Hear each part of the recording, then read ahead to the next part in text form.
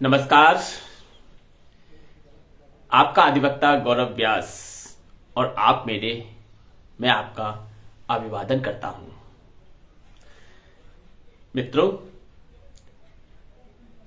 उच्च न्यायालय खंडपीठ ग्वालियर से एक न्यूज बहुत दिनों से वायरल हो रही है कि हम अधिवक्ता दो गुटों में विभाजित हो रहे हैं। क्या ये हम अधिवक्ताओं के हित के लिए सार्थक है? ये आप सबको सोचना है, हम सबको सोचना है। अधिवक्ता समाज का एक बौद्धिक वर्ग है। अगर हम कुछ करते हैं तो समाज उसका अनुसरण करता है। हमारे बार से हम अधिवक्ताओं के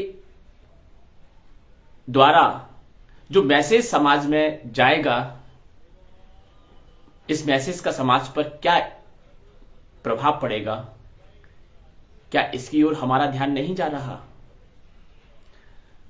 मध्य प्रदेश उच्च न्यायालय की खंडपीठ ग्वालियर में बाबा साहब अंबेडकर की मूर्ति को लेकर के विवाद गहराता जा रहा है और अधिवक्ता दो गुटों में विभाजित हो रहे हैं। ये बड़ा गंभीर मुद्दा है हम अधिवक्ताओं के लिए। हमें चाहिए कि हम एक होकर के एक स्वर में एक आवाज उठाएं। मित्रों, बाबा साहब अंबेडकर की मूर्ति यदि न्यायालय परिसर में लग जाए तो इससे किसी को क्या परेशानी है? कोई परेशानी नहीं है। लेकिन चंद लोग जो पॉलिटिक्स करना चाहते हैं वे हमें दिशाहीन तो नहीं कर रहे हैं। ये हम सभी अधिवक्ताओं को सोचना है, इस पर विचार करना है और गंभीरता से विचार करना है।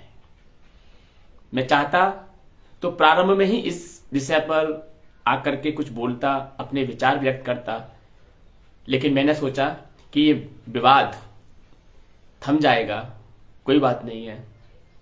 जब मैंने देखा कि सोशल मीडिया पर कैसे अधिवक्ता दो धड़ों में दिखते नजर आ रहे हैं।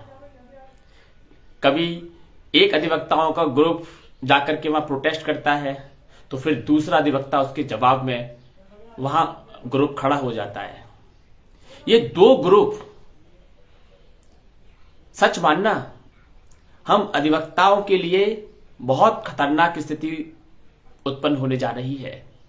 हमें इसको संभालना है, हम सबको मिलकर इसे संभालना है। साथियों, जब किसी अधिवक्ता पर कोई अत्याचार होता है तो हम सब एक साथ खड़े होकर के उसका विरोध करते हैं और उस अधिवक्ता को न्याय दिलाते हैं। जब हम ही दो धड़ों में बट जाएंगे तो फिर हमें न्याय कैसे मिलेगा? दूसरा पहलू कि जब हम अधिवक्ता आपस में लड़ रहे हैं, एक विषय को लेकर के, एक मूर्ति, एक प्रतिमा की को विषय बना करके लड़ रहे हैं, इस समय जो हमारा शत्रु है, अब आप मेरी बातों को इनडायरेक्ट समझिए, उसको तो बड़ी खुशी होगी ना कि चलो बढ़िया है, ये लोग आपस में ही लड़े मड़े जा रहे हैं और उसे कुछ करना भी नहीं पड़ रहा। क्या हम इतने बौद्धिक स्तर पर गिर चुके हैं कि हम अपने शत्रु को अवसर दे रहे हैं? हम अपने शत्रु को अवसर दे रहे हैं। मित्रों, फूट डालो और राज करो की नीति कोई आज की नई नीति नहीं है। ये दशकों से, सदियों से हमारे बीच में हमारे भारत देश को तोड़ने की नीति रही है। पहले अंग्रेजों ने हमारे अंदर फूट डाली, फिर मुगलों ने मुगलों ने हमारे अंदर फूट डाली, अंग्रेजों ने फूट डाली और कैसे हमारे इस अखंड भारत के टुकड़े टुकड़े कर दिए। आज आप जो जितनी भी कंट्रीज आसपास भारत के देख रहे हैं, ये सभी भारत के भाग थे। थोड़ा गंभीरता से विचार कीजिए कि हमारे भारत देश के साथ पिछले हजारों वर्षों से क्या होता आ रहा है। हम अपने लिए ही अगर सोचेंगे तो फिर भारत के लिए कब सोचेंगे? भारत के लिए हमें सोचना है। अगर मान लिया जाए एक प्रतिमा बाबा साहब की उच्च न्यायालय में स्थापित हो रही है, तो चलो दूसरी प्रतिमा सेशन कोर्ट में कर देते हैं स्थापित। जो प्रोटेस्ट कर रहे हैं उनसे पूछ लो तुम्हें किसकी करवानी है, उनकी भी कर दो। दोनों की बात रह जाएगी। दोनों ही प्रोटेस्ट कर रहे हैं, दोनों की ही बात रह जाएगी। एक जगह बाबा साहब की तो दूसरी जगह अभी मैं सोशल मीडिया पर देख रहा हूं कि सोशल मीडिया पर एक पोस्ट वायरल हो रही है और पोस्ट में ये डिमांड की गई है कि सेशन कोर्ट में भारत के प्रथम राष्ट्रपति डॉक्टर राजेंद्र प्रसाद जी की मूर्ति की स्थापना की जाए। ये हल निकल जाएगा। लेकिन हम आपस में ना लड़ें। मेरी आप सभी लोगों से, मैं आपसे बहुत कनिष्ठ अधिवक्ता हूं। आप तो बड़े बड़े सीनियर एडवोकेट हैं, सीनियर अधिवक्ता हैं, मुझसे तो ज्यादा समझदार हैं। थोड़ा विचार कीजिए, गंभीरता पर विचार कीजिए। मित्रों, हमारे भारत देश को टूटने से बचाने का प्रयास कीजिए। ये एकमात्र हमारे न्यायालय की स्थिति नहीं है। आपको हमें इस बात की प्रसन्नता होनी चाहिए कि वहां पर बाबा साहब अंबेडकर की मूर्ति की प्रतिष्ठा हो रही है, किसी अब्दुल की प्रतिष्ठा तो नहीं हो रही है। हम हिंदू एक हैं। आपको ये भाव अपने मन में, अपनी गहराई में उतारना होगा। क्या आपका पिछले समय से आपने कुछ एग्जाम्पल नहीं लिया?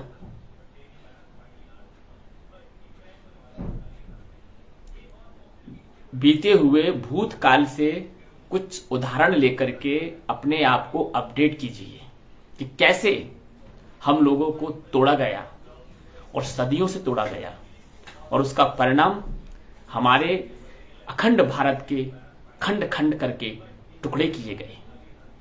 अब आवश्यकता है हमें एक होने की। हमें कितने वर्गों में बांटा गया, हम बढ़ते चले गए। क्या यही बौद्धिकता है? बढ़ जाना और अपनी शक्ति को, अपने संगठन को कमजोर कर देना? नहीं, ये बुद्धिमता नहीं है, ये तो बेवकूफी है। उत्तर प्रदेश के यशस्वी मुख्यमंत्री योगी आदित्यनाथ ने एक नारा दिया, बटोगे तो कटोगे। ये चरितार्थ होता है आज के समय में और ये चरितार्थ हुआ था भूतकाल में। हम बटे तो हम कटे, हम बटे तो हमारा भारत बटा, हमारे भारत के टुकड़े टुकड़े हुए। हम भारत से अनुराग रखते हैं, हम भारत से प्रेम करते हैं, इसलिए हम अपने भारत की सीमाओं को खंड खंड में विभाजित होते हुए नहीं देख सकते, नहीं देख सकते, नहीं देख सकते। इसके लिए अब हमें एकता के सूत्र में बंधने की आवश्यकता है। एकता के सूत्र में, चाहे वह ब्राह्मण हो, क्षत्रिय हो, वैश्य हो, शूद्र हो, कोई भी हो, पहले तो हम हिंदू हैं। आपको ये बात अपने दिल और दिमाग में बिठा लेनी है कि हम हिंदू हैं, हम हिंदू हैं। क्या आपको नहीं मालूम? जब मोदी सरकार ने पॉपुलर फ्रंट ऑफ इंडिया पर रेड मारी थी, यह एक संगठन था जिसका सपना था कि 2047 तक भारत को गजवाए हिंद करने का। और भारत गजवाए हिंद ऐसे ही होगा। हमें आपस में बांटा जाएगा, हमारे बीच में जहर घोला जाएगा, हमें विभाजित किया जाएगा और हम विभाजित हो रहे हैं। ये बहुत गंभीर मसला है।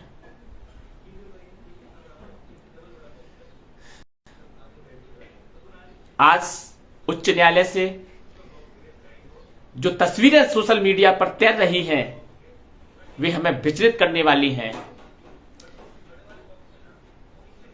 हम देख रहे हैं सपना हिंदू राष्ट्र का और कार्य हो रहे हैं उसके विपरीत। क्या ऐसे ही हम हिंदू राष्ट्र की संकल्पना को प्राप्त करेंगे? क्या ऐसे ही हम अपने इस सपने को साकार करेंगे? नहीं, हमें ऐसी तस्वीरें प्रस्तुत नहीं करनी है। हमें देश और दुनिया को ये नहीं बताना है कि हम अलग अलग हैं, हम विभाजित हैं, हम वर्गों में विभाजित हैं, हम जातियों में विभाजित हैं। हम जाति और वर्ग से ऊपर हैं। हम पहले हिंदू हैं, हम पहले हिंदू हैं। मित्रों, ये एक षड्यंत्र है और इस षड्यंत्र को हमें विफल करना है। प्रत्येक भारतवासी का यह कर्तव्य है कि इस षड्यंत्र को पहचाने। आपने देखा होगा कि जब हमारे देश में कोई मूवी रिलीज हो रही होती है, चाहे वह साबरमती हो, चाहे वह केरला स्टोरी हो, तो कैसे एक गैंग एक्टिव हो जाती है उसका विरोध करने के लिए। क्यों होती है? क्योंकि उन मूवियों से भूतकाल के जो कारनामे हमारे साथ किए गए हैं, जो अत्याचार हमारे ऊपर हुआ है, उसकी पोल खुलती है, वो एक्सपोज होते हैं। तो ये सभी हमारे ही देश में रहने वाले इन मूवियों का बहिष्कार करते हैं, इन मूवियों का बायकॉट करते हैं, इन मूवियों के विरोध में खड़े हो जाते हैं। जब हमारे देश पर कोई टेररिस्ट अटैक होता है तो वे ये नहीं देखता कि ये ब्राह्मण है, कि ये वैश्य है, कि ये क्षत्रिय है, कि ये शूद्र है। ये नहीं देखता, वो तो सिर्फ अपने एजेंडे को पूरा करता है। आज एक स्वर्णिम समय भारत के लिए चल रहा है। ऐसे स्वर्णिम समय में यदि हम इस प्रकार की तस्वीरें पेश करेंगे तो क्या ये हमारे उस स्वर्णिम अमृत काल को खंडित नहीं करेंगी? अवश्य करेंगे, अवश्य करेंगे। मित्रों, हमारे बीच में जो छुआछूत का बीज डाला गया था ना, ये भी एक षड्यंत्र था। हमारे वेदों में, हमारे शास्त्रों में, ग्रंथों में इस प्रकार की बातें नहीं कही गई हैं। मैं आपसे दावे के साथ कहता हूं, मैंने वेद का अध्ययन किया है, बहुत गहराई से अध्ययन किया है और अध्ययन करता हूं, प्रत्येक दिन अध्ययन करता हूं। वेद में इस प्रकार की कोई बात नहीं है कि छुआछूत होगी, जातिवाद होगा, एक दूसरे के हम शत्रु बनेंगे, ऐसी वेद में कहीं नहीं है। लेकिन उस वेद को खंडित करने के लिए, उस वेद को निंदित करने के लिए हमारे शत्रुओं ने, विधर्मियों ने न जाने कितने षड्यंत्र किए हैं, हमारे ग्रंथों में मिलावट तक कर दी है। और हम उस मिलावटी ग्रंथ को पढ़ करके अपना माइंड सेट कर लेते हैं और फिर उसका प्रयोग करते हैं अपने ही भाइयों पर, अपने ही लोगों के विरुद्ध प्रोटेस्ट करते हैं। वो चाहते हैं कि हम अपने लोगों के विरुद्ध प्रोटेस्ट करें, हम अपने ही लोगों के विरोध में एक विरोधी प्रोपोगेंडा क्रिएट करें। ये उनकी मंशा है और आप उस मंशा को पूरे करने के लिए आगे कदम बढ़ा रहे हैं। ये आपको सोचना है, आपको विचार करना है। मुझे बड़ा कष्ट है इस बात के लिए कि हमारे बार में, हमारे प्रैक्टिस प्लेस पर इस प्रकार की एक स्थिति, एक सिचुएशन क्रिएट हो गई है। इसके लिए बहुत ज्यादा मुझे खेद है कि ये क्यों हुई।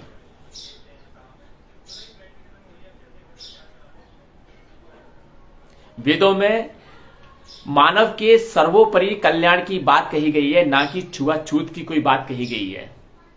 लोग मनुस्मृति को लेकर के विवाद खड़ा करते हैं। क्या आपने कभी गहराई से मनुस्मृति को पढ़ा है? नहीं पढ़ा ना, तो आप उसे पढ़िए।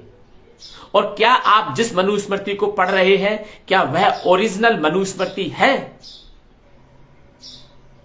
क्या उसमें मिलावट नहीं की गई? अरे, अंग्रेजों के द्वारा फूट डालने के लिए बौद्धिक स्तर पर हमारे ऊपर अटैक किया गया। उस मनुस्मृति में भी मिलावट की गई।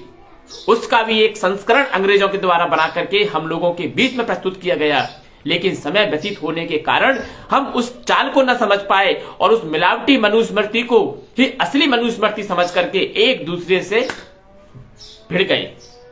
परिणाम फूट, एक दूसरे से विद्वेष, ये निकल करके सामने आया। यदि ब्राह्मण विरोधी होता तो डॉक्टर राजेंद्र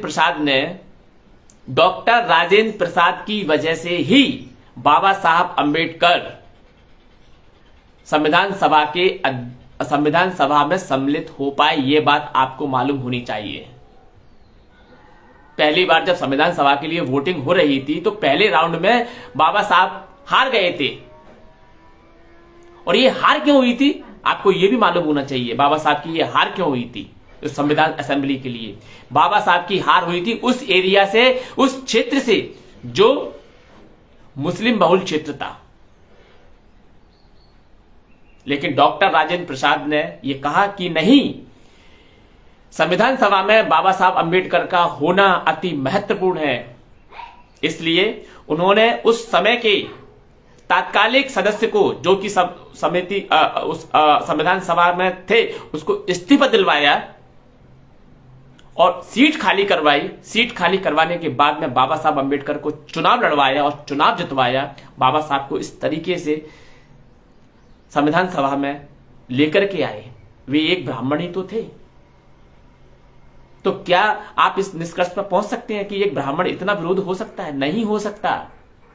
ये जो आपको छिटपिट घटनाएं मिल जाती हैं, इनको आप एग्जाम्पल बना करके बैठ जाते हैं, जो कि गलत है। मित्रों, यदि आप कहते हैं कि वेद दूषित हैं, वेदों में ऊंच नीच का भाव है, तो मैं आपसे हाथ जोड़ करके करबद्ध निवेदन करता हूं कि यदि कोई व्यक्ति ये सिद्ध कर दे कि वेदों में छुआछूत है, वेदों में ऊंच नीच का भाव है, मैं उससे डिबेट करने के लिए तैयार हूं। मैं आमंत्रित करता हूं उस विद्वान को जो ये सिद्ध करे कि वेदों में छुआछूत है, वेदों ने ही हमारे समाज में वैवनता फैलाई है। नहीं, मैं डिबेट करने के लिए आमंत्रित करता हूं, सादर आमंत्रित करता हूं। आप चाहें तो सेशन बार के सभागार में आ जाइए, आप चाहें तो हाईकोर्ट के सभागार में आ जाइए और आइए, कीजिए, डिबेट कीजिए, बताइए। हाँ, एक बात जरूर है, वेद में जगह जगह पर यह बात आती है कि वेद पढ़ने की योग्यता एक विशेष योग्यता होती है। प्रत्येक व्यक्ति वेद का मंतव्य नहीं समझ सकता।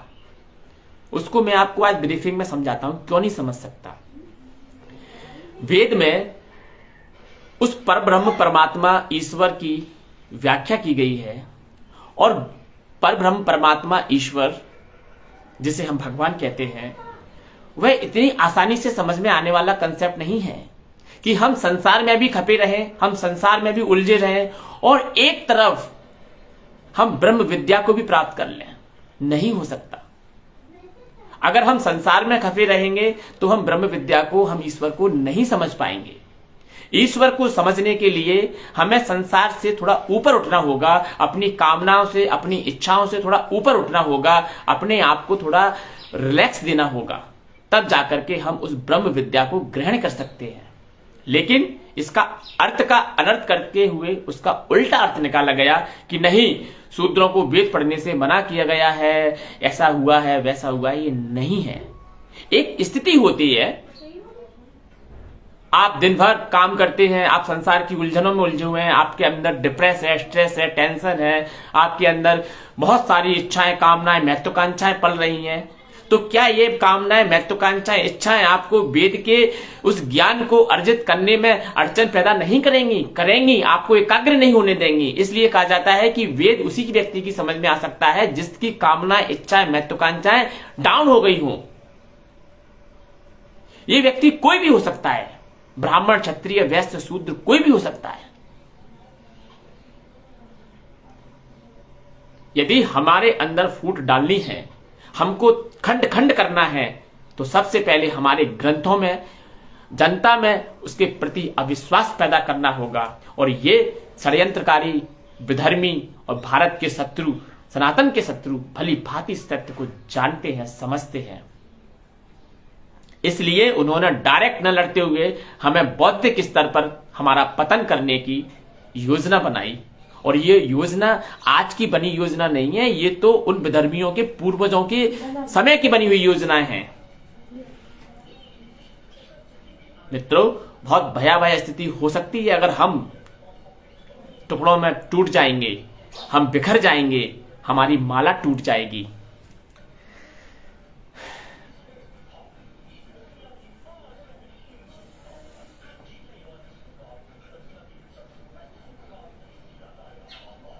चाहे वे ब्राह्मण हो, चाहे वे क्षत्रिय हो, वैश्य हो, शूद्र हो, हैं तो हम आपस में भाई, है तो हम आपस में भाई। लेकिन कुछ चंद लोग जिन्हें प्रसिद्धि चाहिए, जिन्हें पॉलिटिक्स चाहिए, जिन्हें अपने निजी लाभ, निजी स्वार्थ चाहिए, वे जाति को आगे लेकर के जातियों में विध्वंस पैदा कर करके कुछ जो जन समुदाय का समर्थन है उसे अपने फेवर में लेना चाहते हैं। और हम इसको नहीं समझ पाते, हम इसे नहीं समझ पाते। हमें इसे समझना होगा और उन महत्वाकांक्षी लोगों को जवाब देना होगा। ये महत्वाकांक्षी लोग सभी जगह आपको मिल जाएंगे जो अपनी महत्वाकांक्षाओं की पूर्ति के लिए इस प्रकार के स्टेटमेंट, इस प्रकार की सिचुएशन गढ़ देते हैं, क्रिएट कर देते हैं। बटोगे तो निश्चित ही कटोगे। माननीय यशस्वी प्रधानमंत्री मोदी जी के द्वारा भी ये कहा गया कि एक रहोगे तो सेफ रहोगे। आप क्यों नहीं समझ रहे हो इन महानुभावों की वाक्यों को, इन बातों को, कि वे क्या कहना चाह रहे हैं, क्या समझाना चाह रहे हैं? क्या है इनका इसमें निजी स्वार्थ?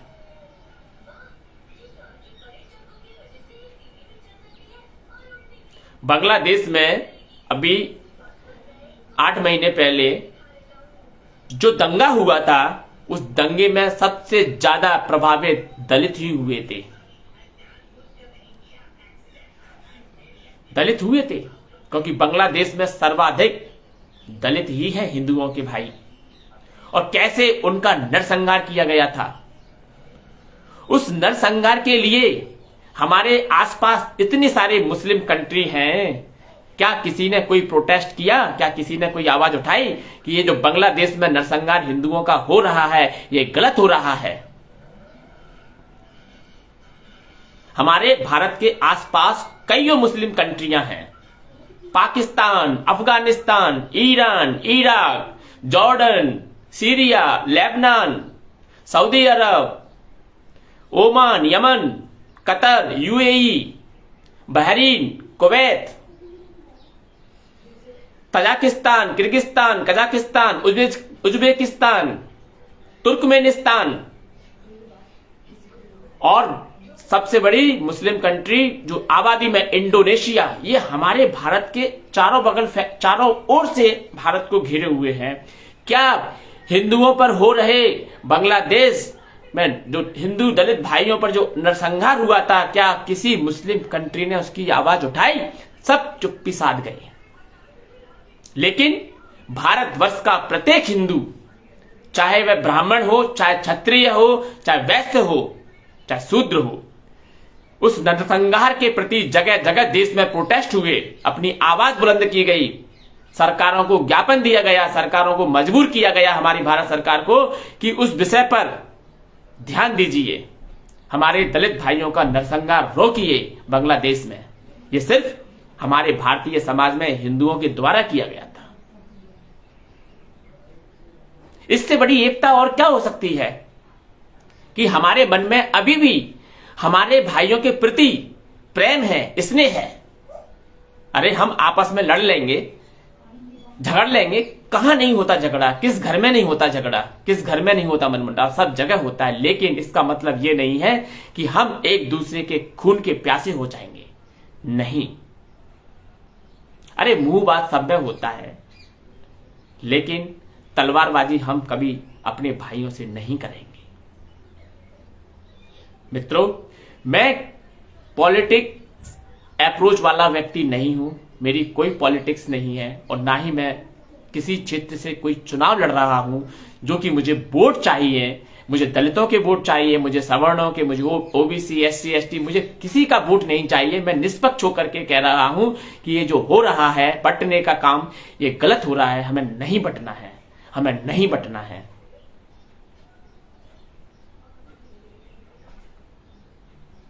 हमें बिल्कुल नहीं बंटना है, हमें एक होके रहना है, अपनी यूनिटी बनानी है और इस संसार को बताना है, इस पूरे जो हमारे विरोधी हैं, हमारे शत्रु हैं, उन्हें बताना है कि हम एक हैं, हम मजबूत हैं, हमसे टकराओगे तो चकनाचूर हो जाओगे। हम अपने भारत देश को और अधिक विभाजित होते हुए नहीं देख सकते, अब नहीं देख सकते। भूतकाल में जो हुआ सो हुआ, लेकिन अब नहीं होगा। धीरे धीरे धीरे धीरे एक विशेष समुदाय की कंट्री पर कंट्री डेवलप होती जा रही हैं। क्या आपने इस विषय पर विचार किया है? मित्रों, आज ये जय भीम और जय मीम का नारा लगा करके हमारे अंदर फूट डालना चाहते हैं। यही लोग एक दिन भीम के भी दुश्मन बन जाएंगे जब इनका उद्देश्य पूरा हो जाएगा। बांग्लादेश में जब हिंदुओं पर नरसंहार हो रहा था तो कहां चले गए थे ये जय भीम और जय मीम के नारे लगाने वाले? कहां चले गए थे? वे यहीं थे। उन्होंने मौन धारण कर लिया था क्योंकि उनके मन का हो रहा था, इसलिए उन्हें किसी प्रकार से कोई भी आवाज बुलंद करने की आवश्यकता नहीं थी। लेकिन हम उलझे हुए हैं ब्राह्मण, क्षत्रिय, वैश्य और शूद्र के इस जाल में। इस जाल से हमें बाहर निकलना होगा, इस जाल से हमें बाहर निकलना होगा और अपने लिए नहीं तो अपने आगे आने वाली पीढ़ियों के लिए एक सुनहरा भविष्य गढ़ना होगा, एक सुनहरा भविष्य गढ़ना होगा।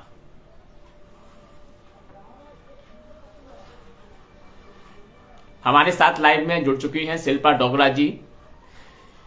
जय श्री कृष्णा शिल्पा जी। शिल्पा जी बहुत बढ़िया काम करती हैं, एक एनजीओ चलाती हैं, बहुत बढ़िया जन समुदाय का कार्य कर रही हैं। इसके लिए शिल्पा जी आपको कोटि कोटि प्रणाम, कोटि कोटि प्रणाम। आप ऐसे ही जन समुदाय, जन सेवा के कार्य करते रहिएगा और आगे बढ़ती रहिएगा। मित्रों, विचार कीजिए, विचार कीजिए।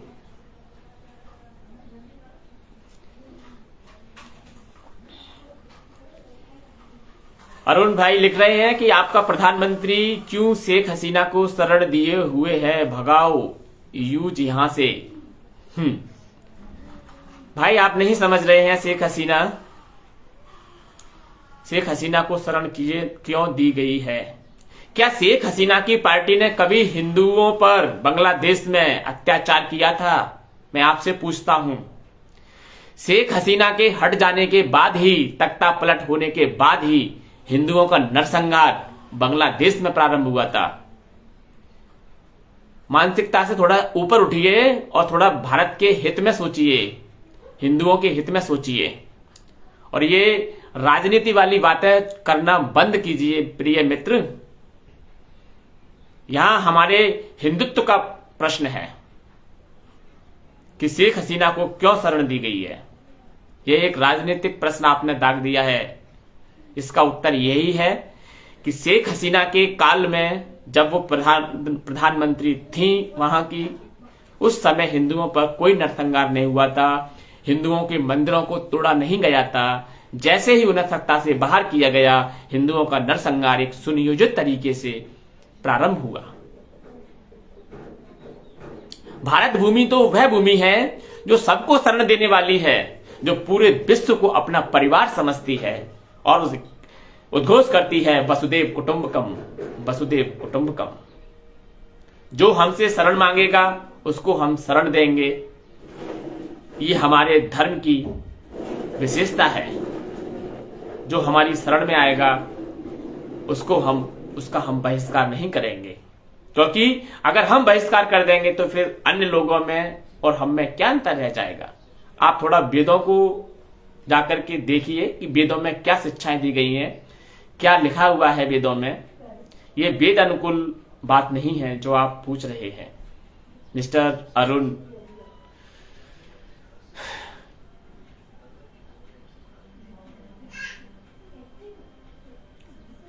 तो हमें बटना नहीं है, बटेंगे तो निश्चित ही हम कटेंगे। मित्रों, आज हम स्वर्णिम समय से गुजर रहे हैं। आज भारत की जो विश्व में पहचान है, जो पोजीशन है, वो हम सबकी एक यूनिटी की वजह से है, एकता की वजह से है कि हमने एक ऐसे प्रधानमंत्री का चुनाव किया है जो हमारे भारत देश को एक सूत्र में बांध करके एक सूत्रीय भारत का कार्यक्रम, भारत का प्रशासन चला करके हमें हमारे कल्याण के लिए हमारा मार्ग प्रशस्त कर रहे हैं। ऐसे यशस्वी प्रधानमंत्री मोदी जी को मेरा प्रणाम।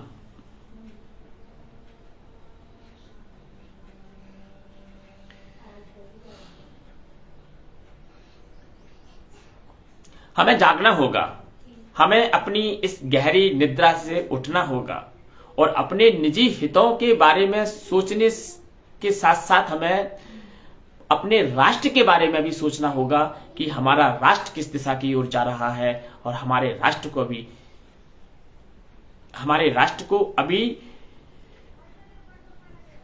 क्या करना है। हमारे राष्ट्र को एक ही काम करना है और वो आपसी भाईचारे को बनाए रखना है। और ये आपसी भाईचारा हमारा ब्राह्मण, क्षत्रिय, वैश्य, शूद्र वाला भाईचारा हम बनाना चाहते हैं इस देश के अंदर।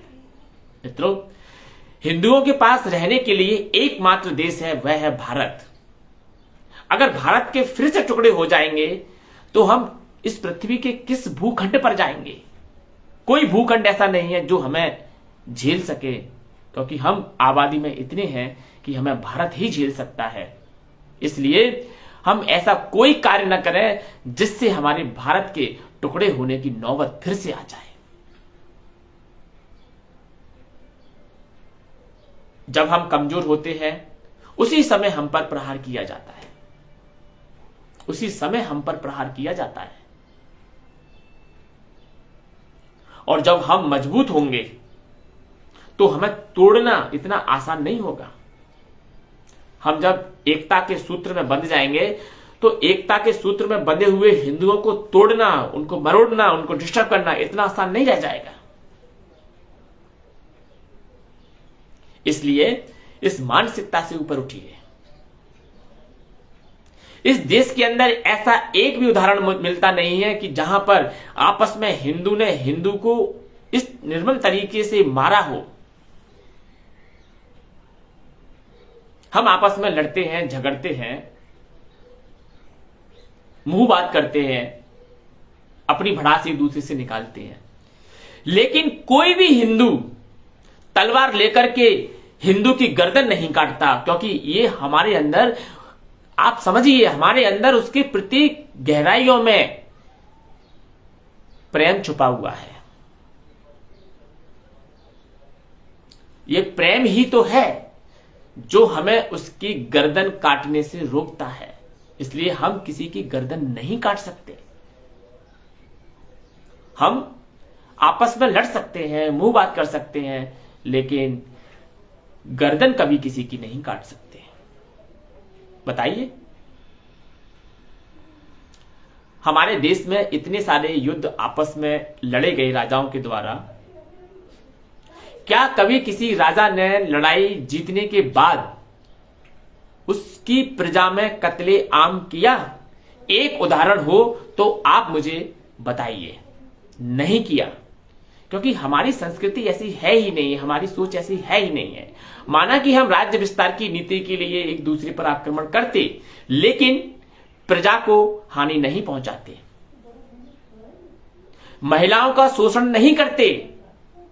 युद्ध जीतने के बाद हम हारे हुए राजा के प्रजा की महिलाओं को बंदी बना करके अपने हरम में नहीं रखते थे और ना ही हम उन महिलाओं से किसी प्रकार का कोई दुराचार करते थे।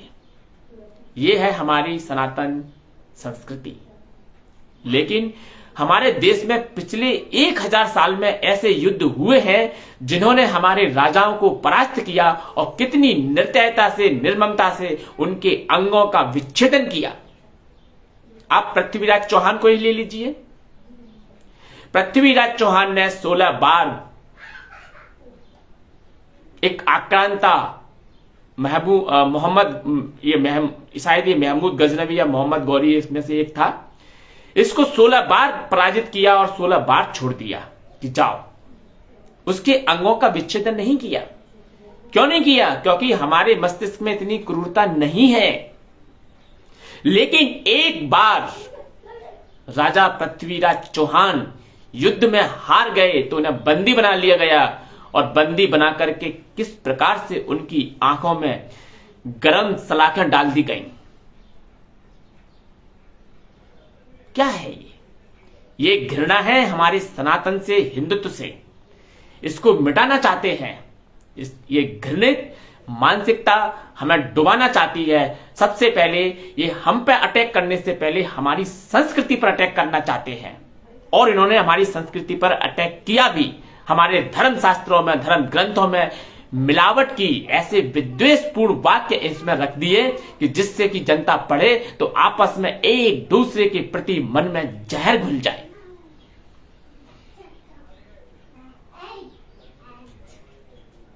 इतनी सी बात आपकी समझ नहीं आती। अफसोस कि हम पढ़ते ही नहीं है। हम भूतकाल में जाने का प्रयास ही नहीं करते हैं। ये जो आप देख रहे हैं, जितने भी बड़े बड़े हमारे किले बने हुए हैं, महल बने हुए हैं, उन सब में एक कुंड बना करके रखा जाता था। एक बहुत बड़ा कुंड जिसको जौहर कुंड के नाम से जाना जाता था। 1000 साल पहले हमारे भारत देश में एक भी जौहर कुंड नहीं हुआ करता था किसी भी किले में।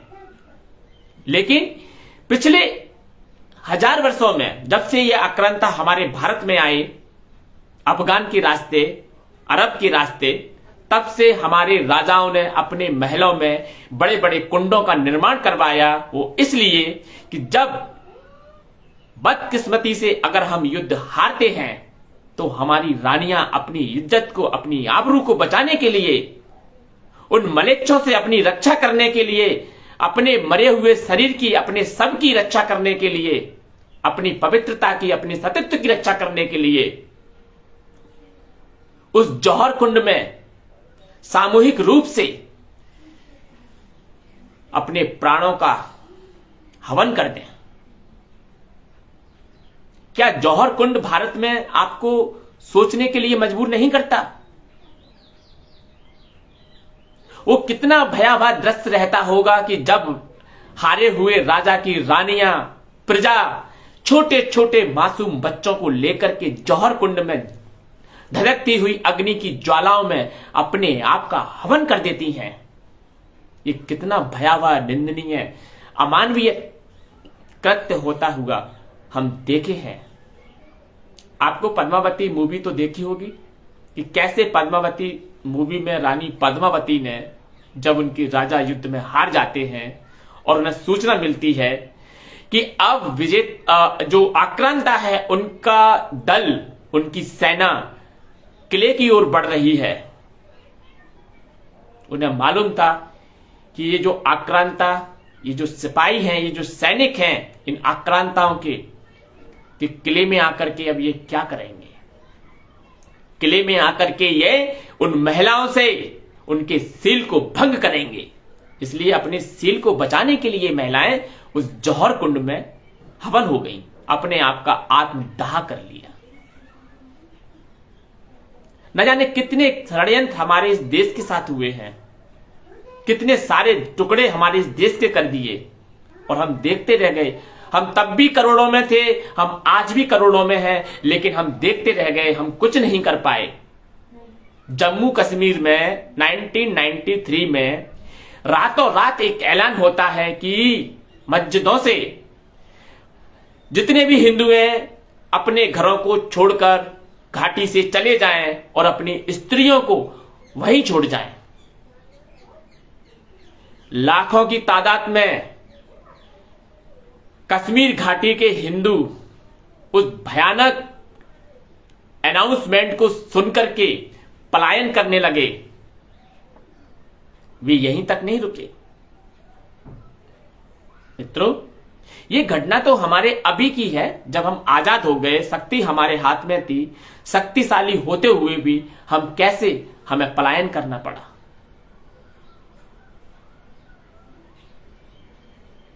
ये सारी घटनाएं मैं आपको क्यों बता रहा हूं? मैं इसलिए बता रहा हूं कि जो हमारे शत्रु हैं, जो हमारे विरोधी हैं, जो हमारी संस्कृति को डिस्ट्रॉय करना चाहते हैं, उनका एक षड्यंत्र है कि सबसे पहले इनमें फूट डाल करके इनकी शक्ति को कमजोर कर दिया जाए। इन्हें ब्राह्मण, क्षत्रिय, वैश्य, शूद्र में प्रकार से इसमें जहर घोल दिया जाए कि ये एक दूसरे के खून के प्यासे हो जाए। तो फिर हम ब्राह्मण को मारेंगे तो शूद्र नहीं आएंगे, और हम शूद्रों को मारेंगे तो ब्राह्मण नहीं आएंगे। मित्रों, हमें एक रहना है। अगर अपने प्राणों की सलामती चाहते हैं, अपने भारत देश की सुरक्षा चाहते हैं, तो हमें एक रहना है, एकता के सूत्र में बंधना है। ये तो मात्र एक दो घटनाएं हैं जो मैं आपके समक्ष रख रहा हूं, आपको जागरूक कर रहा हूं, आपको जगा रहा हूं। जाग जाइए, अभी भी इस ऊंच नीच छुआछूत के भेद से ऊपर उठ जाइए।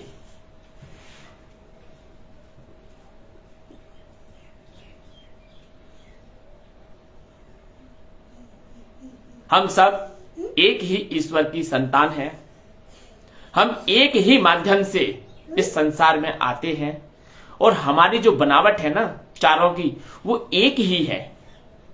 हम चारों के अंदर एक ही रक्त हमारी रक्त वाहिनियों में प्रभावित होता है। तो फिर हम अलग कैसे हो सकते हैं? हां, व्यक्ति का कर्म व्यक्ति की पर्सनैलिटी को डेवलप करता है। यदि आप अच्छे कर्म करेंगे तो आप सज्जन व्यक्ति कहलाएंगे।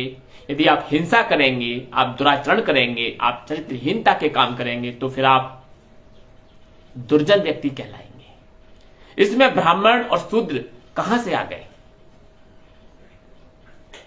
ये सारी बातें हमारे हिंदू समाज को बैलेंस करने के लिए आवश्यक है।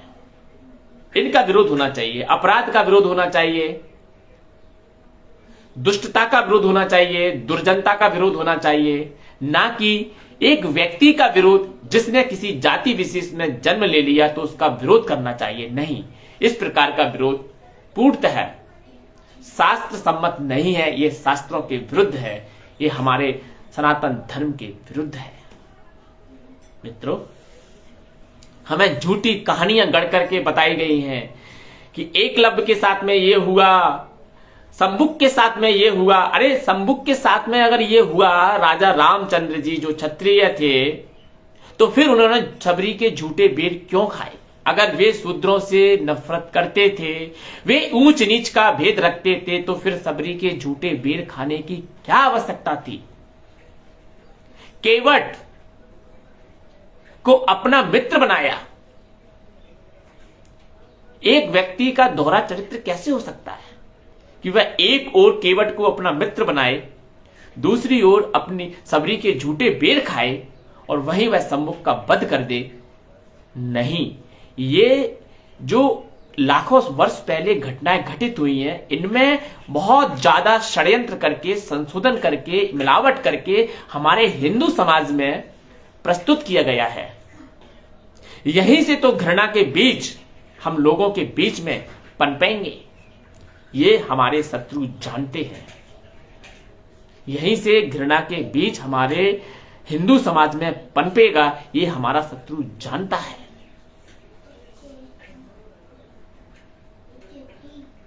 जो मुगल कर गए, जो अंग्रेज कर गए, उसका पूरा ठीकरा हमने अपने ही लोगों पर फोड़ दिया कि तुमने किया। आप विचार कीजिए, आप विचार कीजिए कि कैसे ब्राह्मणों को शूद्रों का शत्रु बनाया गया, कैसे शूद्रों को ब्राह्मणों का शत्रु बनाया गया, कैसे इन दोनों को आपस में लड़ाया गया, कैसे इन दोनों में जहर घोला गया।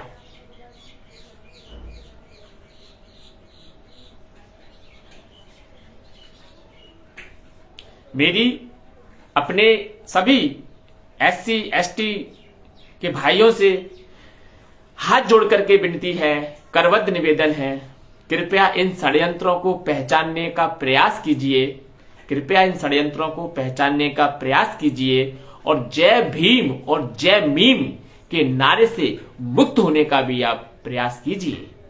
जो आज आपके साथ में है, कल वे ही आपके विरोधी बनेंगे, कल वे ही आपके विरोधी बनेंगे, क्योंकि आप जिस संस्कृति को फॉलो करते हैं वो संस्कृति उन्हें कतई पसंद नहीं है।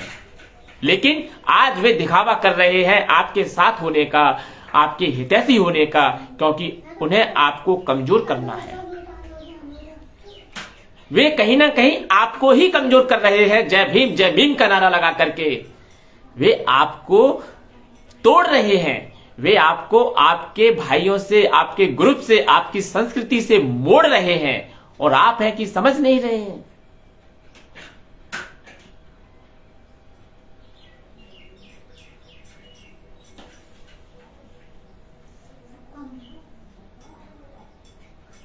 जो हम और आप एक दूसरे के लिए कर सकते हैं वह ये लोग नहीं कर सकते, ये निश्चित मानिए आप, वे नहीं कर सकते ऐसा। हमारी मान्यताएं एक हैं, हमारा कल्चर एक है, हमारी संस्कृति एक है, हमारे रीति रिवाज एक है, हमारा खान पान एक है, हमारा पहनावा एक है, हमारी भाषा एक है, हमारा देश एक है, हमारी संस्कृति एक है। तो फिर हम कैसे अनेक हो जाएं, कैसे जातियों में, वर्गों में विभाजित हो जाएं। ये चंद जो सोशल मीडिया पर आपको भड़काने वाले भड़काऊ लोग मिल जाते हैं और आप इनकी बातों में आकर के भड़क जाते हैं। कोई कहता है कि देखो ब्राह्मण कितना श्रेष्ठ हो गया कि उसने ब्रह्मा के मुख से जन्म लिया और शूद्रों को पैर से जन्म लेने का। अरे ये पुराणों की कथाएं हैं, ये पुराणों की कथाएं हैं। वेद में ऐसी बातें नहीं है। वेद में सबका जन्म, सबका ओरिजिन एक ही माध्यम से है, चाहे वह ब्राह्मण हो, क्षत्रिय हो, वैश्य हो, शूद्र हो। ये सभी पंच महाभूत से निर्मित होते हैं। चित जल अग्नि पावक गगन समीर। हम सभी की देह उन पंच महाभूतों से ही निर्मित होती है और इस स्थूल देह में जो चेतना आती है वह चेतना भी एक ही है। चेतना अलग अलग नहीं होती कि मेरे शरीर में जो चेतना है, आत्मा है, वो अलग है, किसी दूसरे के शरीर में चेतना है, आत्मा है, वह अलग नहीं है। वह चेतना एक ही है, लेकिन स्थूल शरीर के साथ मिलकर के वह ऐसा प्रतीत कराती है कि वह अलग है। ये बहुत गहरी साइकोलॉजी की, बहुत फिलॉसफी की बातें हैं। ये इतनी आसानी से समझ नहीं आ सकती हैं आपको। बहुत गहरे अध्ययन की डिमांड करती हैं। इसी को कहते हैं विद्या, इसी को कहते हैं ब्रह्म ज्ञान, इसी को कहते हैं विद्वता। तो साथियों, जो हमें सुनने में, देखने में, समझने में आता है यही सत्य है, ऐसा नहीं है, ऐसा बिल्कुल भी नहीं है।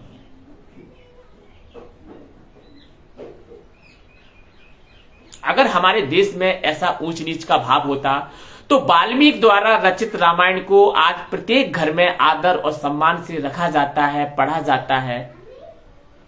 ऐसा क्यों? ये सारे तथ्य हमें बताते हैं कि हमारे अंदर कोई भेदभाव नहीं था, कोई ऊंच नीच नहीं थी। वाल्मीकि की रामायण हमें ये उदाहरण प्रस्तुत करती है कि हमारे अंदर कभी कोई भेदभाव था ही नहीं, कभी कोई ऊंच नीच थी ही नहीं। ये जो ऊंच नीच है पिछले 200, 400, 1000 वर्षों में हमारे बीच में सुनियोजित तरीके से प्रसारित की गई है, सुनियोजित तरीके से प्रचारित की गई है। मैं जिस जगह पर रहता हूं, जहां रहता हूं, वहां के आप एससी समाज के लोगों से आकर के पूछेंगे कि आपके साथ मेरे घर में कैसा बर्ताव होता है, मेरे घर में किसी प्रकार की कोई भी छुआछूत नहीं है। तभी तो मैं इतना सोशल मीडिया पर बोल पा रहा हूं। मित्रों, व्यक्ति महान बनता है छुआछूत से नहीं, एक दूसरे से छुआछूत करके व्यक्ति महान नहीं बनता। व्यक्ति महान बनता है अपने कर्म से, ज्ञान से। ये ज्ञान ही है जो व्यक्ति को महान बनाता है। आप ना तो अध्ययन करते हैं, ना ऐसे लोगों का संग करते हैं जो कि ज्ञानी हैं, विद्वान हैं, जो आपको सदमार्ग पर ले जाएं, जो आपकी बुद्धि को सदमार्गी बना सकें। लेकिन सोशल मीडिया, व्हाट्सएप, यूनिवर्सिटी पर आपको क्या दिखाया जाता है? क्या दिखाया जाता है? एक दूसरे के विरोध में कंटेंट्स लोग क्रिएट कर रहे हैं। एक दूसरे के विरोध में कंटेंट सोशल मीडिया पर भर भर के आ रहा है। भर भर के जहर एक दूसरे के प्रति डाला जा रहा है। हमारे अंतःकरण में, हमारे अंतःकरण को दूषित किया जा रहा है।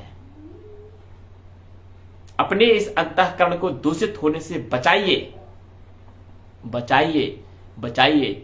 मैं आपसे फिर कहता हूं कि हम सब एक हैं। हमारा जो उत्पत्ति का सिद्धांत है वह एक है। हम सब पंच महाभूतों से ही उत्पन्न होते हैं और पंच महाभूतों में ही विलीन होते हैं। तो फिर ऊंच नीच का भेद कहां से आया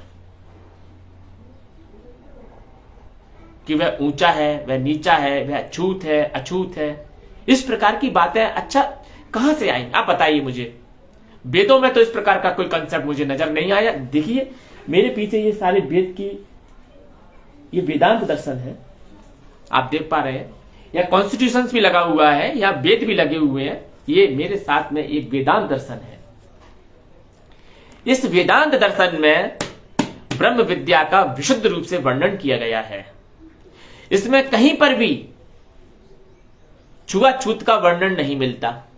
अगर मिलता है, अगर कोई सिद्ध कर सके तो मैं उसको आमंत्रित करता हूं, सादर आमंत्रित करता हूं कि बताइए कहां पर इसमें वेद। क्योंकि ये जो मेरे पास छोटी सी पुस्तक है ना, ये इतने बड़े वेद का, बहुत बड़ा है वेद, वेद की ऋचाएं बहुत हैं। ये उसका सार है। ये गागर में सागर है। ये बहुत इंटेलेक्चुअल पुस्तक है। ये ब्रह्म विद्या की एक पुस्तक है। इसमें वर्णित है कि ब्रह्म क्या है, जीव क्या है, प्रकृति क्या है। इसमें तो छुआछूत कहीं पर भी नहीं है। इसमें तो ऊंच नीच कहीं पर भी नहीं है। ये एकमात्र बुक है। ऐसी और भी बुकें हैं, ऐसे और भी ग्रंथ हैं, शास्त्र हैं। लेकिन ये बुक अगर कोई चाहे कि हम इसे उठा लाएं, बाजार से खरीद लाएं और अध्ययन करने लग जाएं और इसका मंतव्य, इसका अर्थ समझ लें, असंभव, असंभव, असंभव, असंभव। इसको समझने के लिए पहले हमें संसार से ऊपर उठना होगा। अपनी इच्छाओं को, अपनी वासनाओं को, अपने मन को, अपनी इंद्रियों को थोड़ा संसार से मोड़ना होगा। अपने आप को खाली करना होगा। तभी तो आप इस ब्रह्म विद्या को अपने आप आत्मसात कर पाएंगे। ये इसकी योग्यता है। लेकिन लोगों ने क्या बना दिया कि इसको ये नहीं पढ़ सकते, उसको वो नहीं पढ़ सकते। अरे इसको वो नहीं पढ़ सकता जो संसार में लिप्त है, जो कामना में लिप्त है, जो वासना में लिप्त है, वो उसको नहीं पढ़ सकता। बस वो पढ़ तो सकता है लेकिन उसकी समझ में कुछ नहीं आएगा, उसके ऊपर से निकल जाएगी। ये इसका मंतव्य है। लेकिन लोगों ने क्या प्रचारित किया, समाज में क्या प्रसारित किया इन भोले भाले लोगों के बीच में कि वेद को खास वर्ग के लोग नहीं पढ़ सकते। ये हमारा दुर्भाग्य है कि हमारे बीच में ऐसे नेगेटिव सेट किए गए जिससे कि हम एक दूसरे के विरोधी बन जाएं, जिससे हम एक दूसरे के विरोधी बन जाएं। इसलिए उच्च न्यायालय खंडपीठ ग्वालियर में जो विवाद उत्पन्न हुआ है, उस विवाद से मैंने अपना ये लाइव प्रारंभ किया था और इतना सारा मैंने आपको कोट कर करके बताया है कि कैसे हमें तोड़ने की कोशिश की जाती है और हम टूट जाते हैं। मेरा उन सभी अपने अधिवक्ता भाइयों से निवेदन है, करबद्ध निवेदन है कि कृपया एक दूसरे के सामने एक दूसरे के विरोधी बनकर के खड़े मत होइए, अन्यथा हम अपना ही विनाश कर लेंगे, अन्यथा हम अपना ही विनाश कर लेंगे। ये जो प्रोटेस्ट चल रहा है उच्च न्यायालय ग्वालियर में, यहां पर कुछ लोग हैं जिन्हें ना तो धर्म से मतलब है, ना संस्कृति से मतलब है, ना देश से मतलब है। उन्हें तो सिर्फ अपने महत्वाकांक्षाओं से मतलब है, अपनी महत्वाकांक्षाओं की पूर्ति से मतलब है। वे एक मौका तलाश लेते हैं, चाहे वे सवर्ण से आते हो, चाहे वे SC ST OBC से आते हो, सब जगह महत्वाकांक्षी लोग विराजमान हैं। और ये महत्वाकांक्षी लोग ऐसे ही मौके की तलाश में रहते हैं कि कैसे इन मौकों, ये जो मौके हैं, ये अवसर हैं, इनको अपने पक्ष में भुनाया जाए, अपने पक्ष में इनका प्रयोग किया जाए। और हम लोग एक भीड़ का हिस्सा बनकर के पीछे पीछे अनुसरण करते हुए चलते हैं। उसके साइड इफेक्ट क्या निकलेंगे इसका विचार नहीं करते हैं। अगर मैं गलत बोल रहा हूं, अगर मैं गलत स्पीच दे रहा हूं, तो आप मुझे कंटेम्प्ट कीजिए कि आप गलत बोल रहे हैं। मुझे आलोचित कीजिए, लेकिन आलोचना करने से पहले उसके लिए रीजन दीजिए कि आप यहां पर इस सब्जेक्ट पर गलत बोल रहे हैं। उसके लिए रीजन भी देना होगा आपको।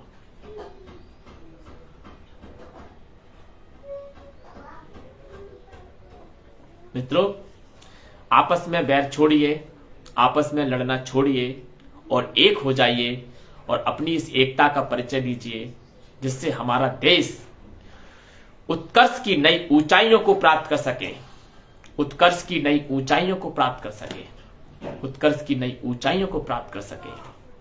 और यदि हमारी एकता का आपको एग्जाम्पल देखना है तो अभी हाल ही में 15-20 दिन पहले महाकुंभ समाप्त हुआ है। इस प्रयागराज महाकुंभ में हम सभी लोगों ने गंगा के घाट पर, चाहे वह किसी भी वर्ग से हो, हम सब ने एक साथ गोता लगाए हैं, एक साथ हमने आनंद की अनुभूति की है।